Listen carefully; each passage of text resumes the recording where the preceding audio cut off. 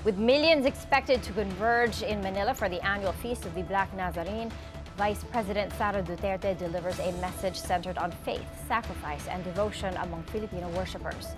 That event also puts a spotlight on crowd management, transport, and public safety, a major test for Manila's crowd management, transport, and public safety systems.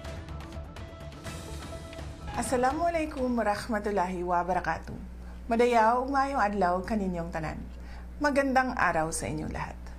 Sa pagdiriwang natin ng kapistahan ng Black Nazarene, muling binibigyang diin ang ating matibay na pananampalataya bilang mga Pilipino.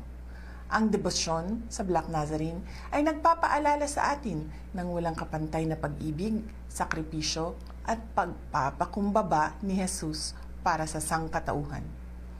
Sa bawat taon, ang bawat hakbang na tinatahak ng mga deboto sa kabila ng hirap at pagsubok ay nagpapatibay sa ating pananampalataya.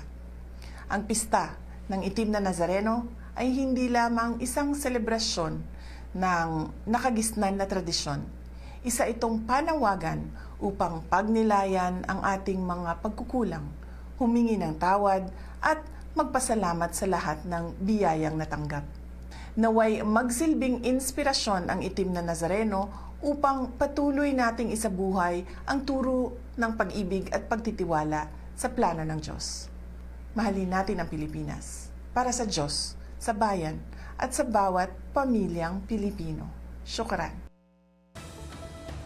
Authorities expect around 8 million devotees to join the 5.8-kilometer Translacion procession through Manila, ending at Quiapo Church. The Translacion is the country's most anticipated religious ritual and a powerful display of faith, discipline, and collective endurance.